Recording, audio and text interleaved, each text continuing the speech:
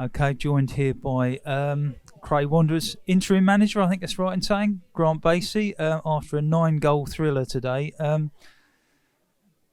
fairly new gig for you as a manager. How are you finding it so far?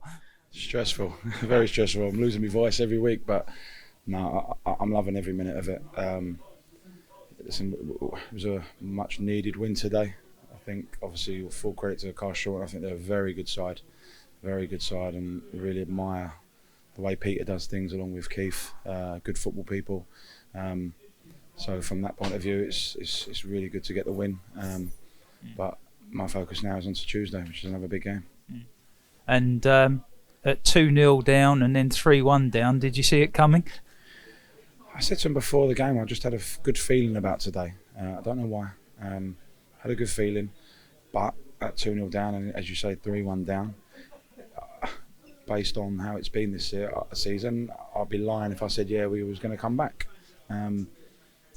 It could have been quite easy for the team to fold and crumble, as I say, especially when you are down the bottom. So for me, it's unbelievable character to come back. And I said that to them in there, and that's what it's going to take to stay in this division. You've got to fight, you've got to compete, you've got to earn the right before anything else. And I think we've done that today, and I'm really proud of them.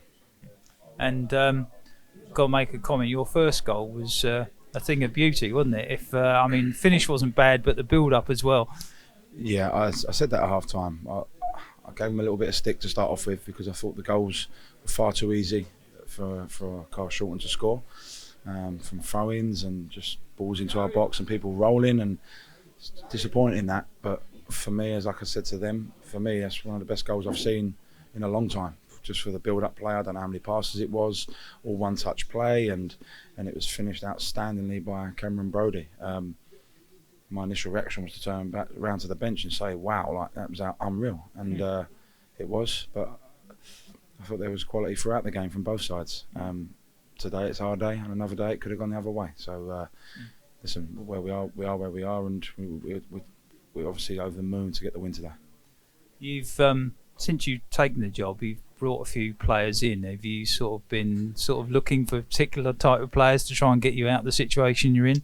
Yeah, obviously when we first came in, obviously we had the squad that we had, and I know quite a few of them personally, and I know the quality that they possess. I've played with and against quite a few of them when I had my career. So it was just trying to unlock that quality more consistently. We are down the bottom for a reason. The table doesn't lie. So prior to me coming in, I hadn't seen a single game of Cray. I always kept an eye on the result because I used to play here and I know people and I know kids very well. So I'd always have a look. I said this on my day one. I've not seen, so I'm coming in completely fresh.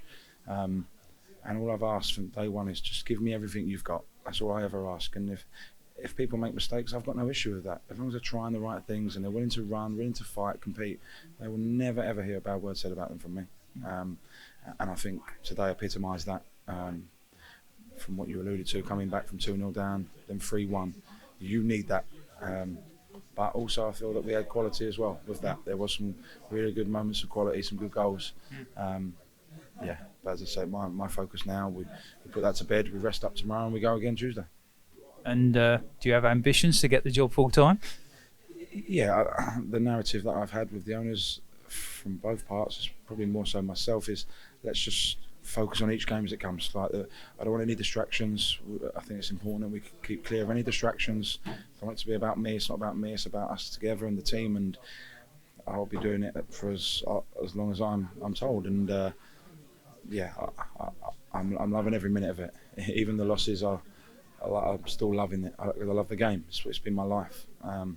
So yeah, it's been a great opportunity for myself to be given the chance to manage a good football club. There's some good people here, and yeah, it's up to me to take the opportunity and try my best, and that's what we can do in life, really. Forget football. As long as we try our best, then I don't think anyone will have qualms of anything. So that's what I'm trying to do. Well, I think you can certainly say your team tried their best today, and if you play like that, hopefully your relegation worries will be over fairly soon. Yeah, I really hope so. I think there's 17 games to go now. Every one of them is huge. We can't just think that we've cracked it now that we've won one game. far from that. So as I say, now our focus is Tuesday, which is another tough game against Lewis, who are a really good side. I really respect their manager and the management team, having played under him, good friend of mine. So I respect them a lot and the way they do things. So, but yeah, we go there and look to try and win the game. Okay, well, best of luck for Tuesday and best of luck for the rest of the season. Cool. Thank you very much. Thanks. Yeah, cheers, Grant. Thanks. Joined by Keith Bonus after the Cray game, 5-4 defeat. What happened there? 2-0 up, 3-1 up. Didn't see that coming. I don't know about you. Obviously, I watched from the stand in the first half, and I saw one or two things I wasn't happy with. So I wouldn't say we were fortunate to go 2-0 up because they were great finishes, but there were little things that I could see. There was some poor decision making, and we were slightly out of shape at the back. We were kind of disjointed for whatever reason. So when the first one went in, that one didn't shock me. But then when we've gone 3-1, okay, we're back on track. Message across obviously was be more disciplined at the back, make sure we're keeping our shape right. Then it went 3-2 I was actually talking to one of their directors who's come over and said hello to me, and that goal went in. I just saw it as it happened. But that's obviously a mistake, again, passing mistake, defensive error. Then at 3-2, I looked at my watch nearly half time. I went inside to write some stuff up on the board and I heard the cheer. So, but half time, you feel you say all the right things. Put up on the board what we've been seeing. Spoke about, let's go 0-0 again. We've got the capability of scoring goals still. But the challenge was we don't concede again. We haven't conceded more than 3 this season in any game.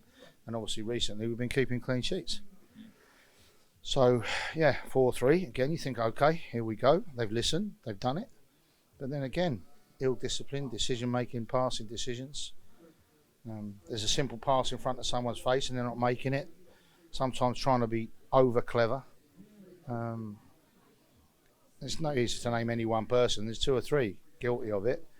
And, a couple of things could have gone our way again. We created some more good chances. I think Lewis's was a penalty inside from my angle. 2 yards inside, not outside. Obviously, the one that bounced around like a pinball machine could have gone in. And then, our errors. Every single goal, and that's not taking anything away from their endeavour and their effort, every single goal came from us making a poor decision or a mistake. Putting a ball in, the last one again came from our corner. And a poor delivery floated in, too easy to deal with, counter-attack, and we're outnumbered. Because we're obviously looking for a winner, so we've taken some risks, and it's just disappointing all round when you look at the quality of the last 3 weeks, and we know what we've said in the dressing room, but again, I know Pete couldn't make any sense of it. He's asked them, as I did 2-3 weeks ago, to go and look at themselves, but they've really got to do that. It's about winning together and losing together. I'm not sure we're doing that. I think, when you lose, you have to look at yourself as an individual. We have to as coaches. And I know, Pete's devastated and he kept his calm in the dressing room because he's professional enough to do that, but that could easily have gone another way. And I feel the same. So if, I'll back him up and I'll respect what he wants to do and what he wants me to do. But it could have been easy to kick off. Again, if there's any players come out of that with credit, you can't look at, the fact that Bass has got an hat-trick. You can't ask more than that from your forwards. So if anybody's entitled to feel, really, I've done my bit. There's a few other players out there in different areas that have really got to look at, it's a touch. Pete used the word arrogance. When you're trying to give out information, instructions, and people are either ignoring you or, I don't know, chatting back a little bit. And again, players are like that. They always think they know better. Hugely disappointing, especially when we've seen the other results.